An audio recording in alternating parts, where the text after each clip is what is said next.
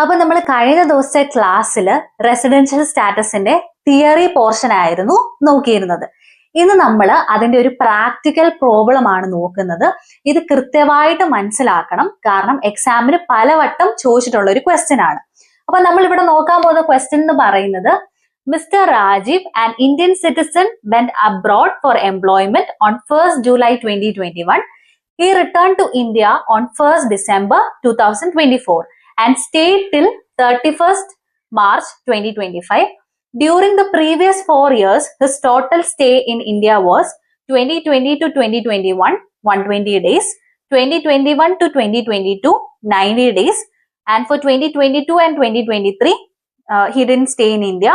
2023 and 2023 to 2024, he didn't stay in India.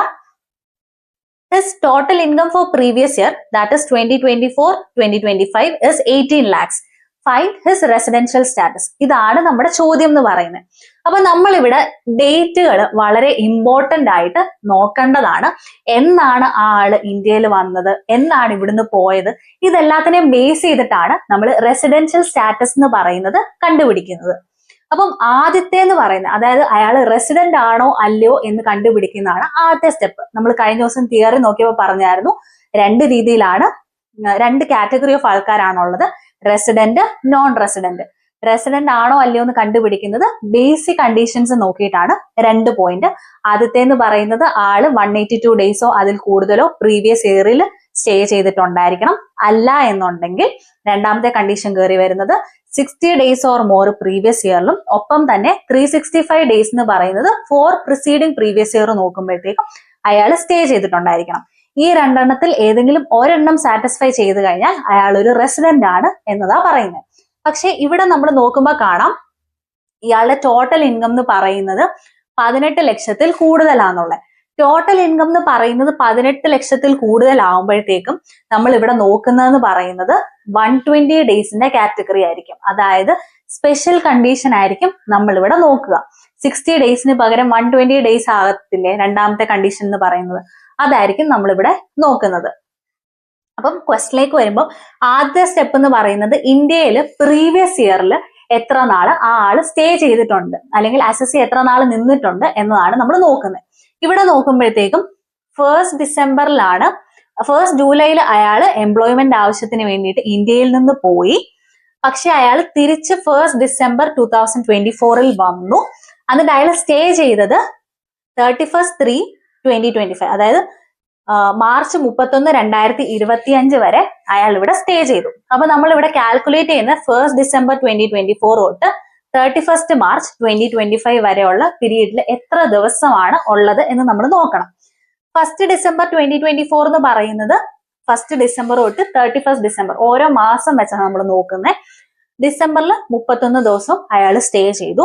ജാനുവരിയിലും 31 ദിവസം അയാൾ stay ചെയ്തു. ഫെബ്രുവരി എന്ന് പറയുന്നത് 2025 28 ദിവസമായിരുന്നു, അപ്പം 28 ദിവസം വരും. മാർച്ചില് 31 ദിവസം വരെ അയാൾ സ്റ്റേ ചെയ്തു എന്ന് പറയുന്നുണ്ട്. അപ്പം 31 വരെ വരും. ഇതും ഇത്രയും കൂടെ കൂട്ടി കഴിയുമ്പോൾ നമുക്ക് മൊത്തം 121 ഡേയ്സ് ആണ് വരുന്നത്. പിന്നെ ഞാൻ ഓൾറെഡി പറഞ്ഞു, ടോട്ടൽ ഇൻകം എന്ന് പറയുന്നത് ഇവിടെ 18 ലക്ഷമാണെന്ന് പറഞ്ഞിട്ടുണ്ട്. അതെടുക്കുന്നത് ആൾ ഇന്ത്യൻ സിറ്റിസൺ ആണ്. എംപ്ലോയ്മെന്റിന്റെ ആവശ്യത്തിന് വേണ്ടിയിട്ടാണ് ഇവിടുന്ന് കയറിപ്പോയത്. ഞാൻ ഓൾറെഡി കഴിഞ്ഞ ദിവസത്തെ ക്ലാസ്സിൽ പറഞ്ഞു, സ്പെഷ്യൽ കണ്ടീഷൻ വരുന്നത് 15 ലക്ഷത്തിൽ കൂടുതൽ അയാളുടെ ടോട്ടൽ ഇൻകവും, ഒപ്പം തന്നെ അയാൾ ഒരു ഇന്ത്യൻ സിറ്റിസണോ പേഴ്സൺ ഓഫ് ഇന്ത്യൻ ഒറിജിനോ എന്ന് ക്വസ്റ്റ്യനിൽ മെൻഷൻ ചെയ്തിട്ടുണ്ട് എന്നുണ്ടെങ്കിൽ രണ്ടാമത്തെ കണ്ടീഷൻ എന്ന് പറയുന്നത് നമ്മൾ 120 ഡേയ്സ് എന്ന് പറയുന്നതായിരിക്കും എടുക്കാന്ന് പറഞ്ഞു. അപ്പൊ ഇവിടെ നമുക്ക് കാണാൻ പറ്റും 121 ഡേയ്സ്, അതായത് 120 ആണ് നമുക്ക് വേണ്ടതെങ്കിൽ ഇയാൾ ഇവിടെ 121 ഡേയ്സ് നിന്നിട്ടുണ്ട്. ഒപ്പം തന്നെ അവിടെ സാറ്റിസ്ഫൈ ചെയ്യേണ്ടതെന്ന് പറയുന്നതാണ് സെക്കൻഡ് കണ്ടീഷനിലെ ആൻഡ് എന്ന് പറഞ്ഞ് 365 days or more 4 preceding previous ഇയറിൽ സ്റ്റേ ചെയ്തിട്ടുണ്ടായിരിക്കണം എന്നുള്ളത്. അത് സാറ്റിസ്ഫൈ ആകുന്നുണ്ടോ ഇല്ലയോ നമുക്ക് നോക്കണം. അപ്പൊ ഇവിടെ ക്വസ്റ്റ്യന് നമുക്ക് തന്നിട്ടുണ്ട് 4 പ്രീവിയസ് ഇയറിൽ അയാൾ സ്റ്റേ ചെയ്തത് എന്തുമാത്രം ദിവസമാണ് എന്നുള്ളത്. 2020-21 പ്രീവിയസ് ഇയർ എന്ന് പറയുന്നത് 120 ഡേയ്സും 2021-22 വർഷത്തിൽ 90 ഡേയ്സുവേ സ്റ്റേ ചെയ്തിട്ടുള്ളൂ. 22-23 23-24 സ്റ്റേ ചെയ്തിട്ടുമില്ല. അപ്പൊ നമുക്ക് ഈ 2 വർഷത്തെ ഡേയ്സ് മാത്രമേ നമുക്ക് ടോട്ടൽ ആയിട്ട് എടുക്കാനുള്ളൂ. ഇവിടെ ടോട്ടൽ വരുന്നത് 210 ഡേയ്സ് ആണ്. അപ്പൊ എന്ത് പറ്റി? 365 ഡേയ്സ് എന്ന് പറയുന്നത് സാറ്റിസ്ഫൈ ആയിട്ടില്ല. അപ്പൊ എന്താ പറ്റുന്നത്?